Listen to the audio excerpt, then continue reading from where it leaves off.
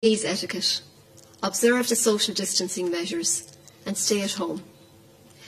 We need to embrace this advice in every part of our lives. I know it can be difficult. We've all had to make a lot of changes to our routine to make sure that we're following that advice correctly and protecting ourselves and each other.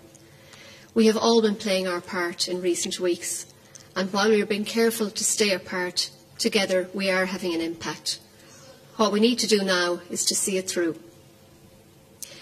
We understand there is considerable interest and concern around the topic of easing of restrictions and what the exit strategy might be and when those restrictions might end. The current public health advice extended all restrictions to the 5th of May. It's important to note that all of those restrictions will remain in place until the National Public Health Emergency Team gives the Government further advice. As the Taoiseach has said, we are preparing a plan which we'll have ready to share in advance of any modifications to the current restrictions. And it is clear that any plan to ease some of the restrictions will have to be done hand in hand with continuing to follow public health advice, including social distancing requirements.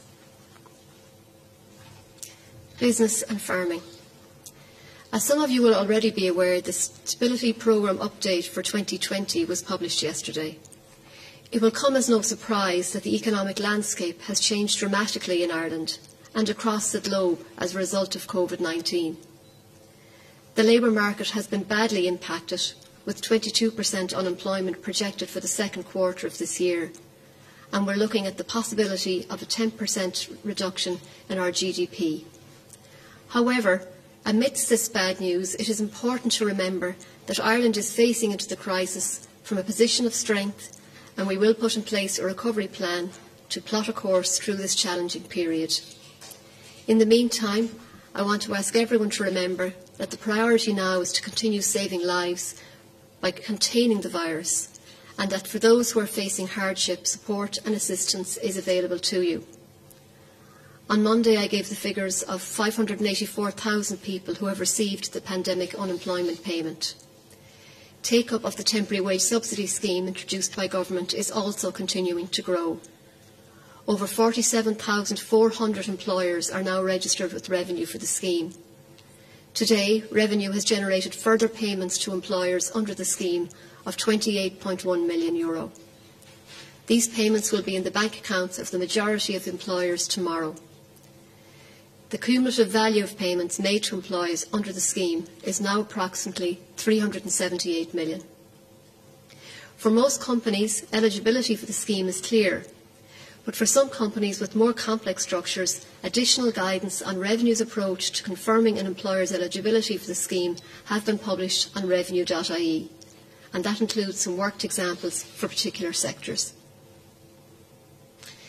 The Department of Agriculture, Food and the Marine has, along with EU counterparts, submitted a statement to the Commissioner for Agriculture requesting that economic impact of Covid-19 on farmers and the agri-food sector be acknowledged and addressed. And the focus has been to secure action under three broad headings: a rapid deployment of the full range of support measures provided for under the Common Market Organisation regulation, increased flexibility in the implementation of direct payments under the Basic Payment Scheme, and similar increased flexibility in the implementation of the rural development programmes. This is an important step in our efforts to ensure that farmers and the agri-food sector, who are playing a vital role in our fight against Covid-19 by maintaining continuity of food supply in very difficult circumstances, are protected to the maximum possible extent from the economic impact of this crisis. I also want to take the opportunity to remind farmers of the supports that are in place to assist them in these difficult times, such as the CAF investment scheme, which has seen a budget of increase from 1.5 to 4 million to fully fund all eligible applications received. I want to remind farmers that the Teagasc helpline is available to get advice on a range of issues that they may face as they continue to do their essential work at this time. The helpline number is 076 111 3533 and is open from 9:30 a.m. to 12:30 p.m. and from 2 to 5 Monday to Friday.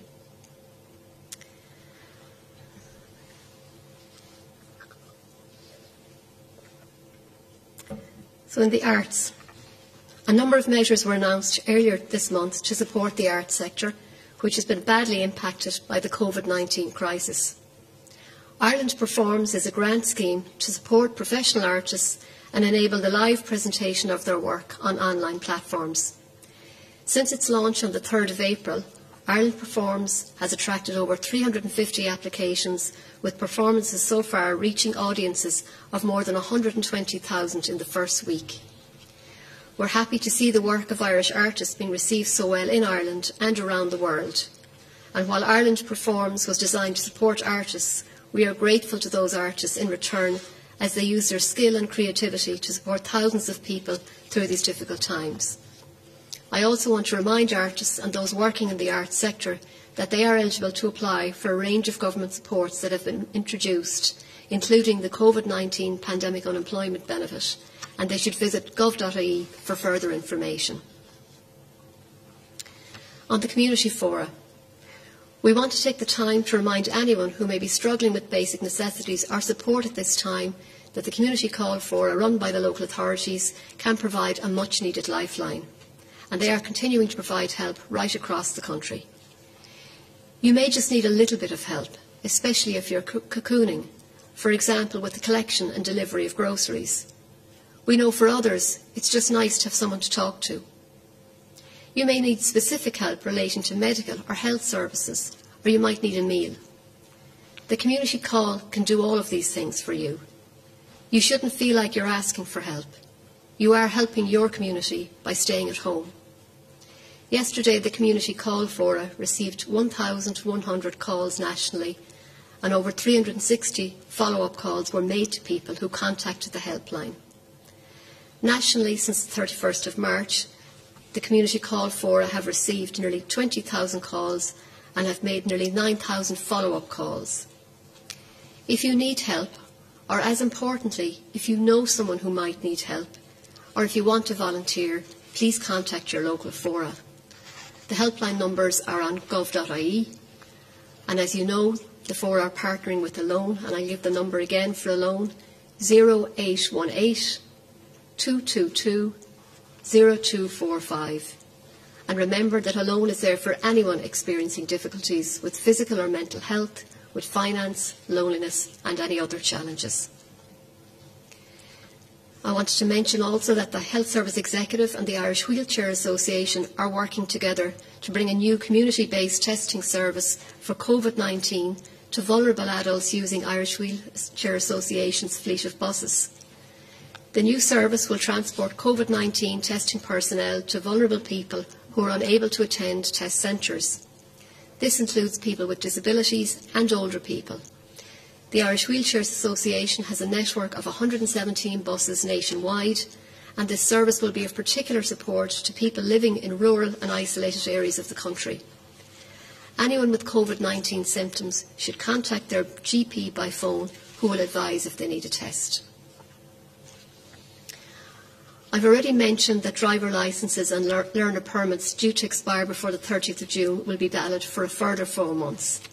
In addition, where a vehicle's NCT due date was on or after the 28th of March, that test date has also been extended by 4 months. For commercial vehicles due to get a commercial vehicle roadworthiness test on or after the 28th of March, that test has been extended by 3 months. Also, in line with the arrangements previously in place for NCT certificates in relation to private cars, it will no longer be necessary to have a current certificate of roadworthiness in order to tax a commercial vehicle. You will now be able to renew your motor tax for a commercial vehicle without the need for a certificate of roadworthiness. Motor tax, whether for commercial vehicles or privately owned cars, can in most cases be renewed online at www.motortax.ie, and motor tax offices are continuing to process postal applications.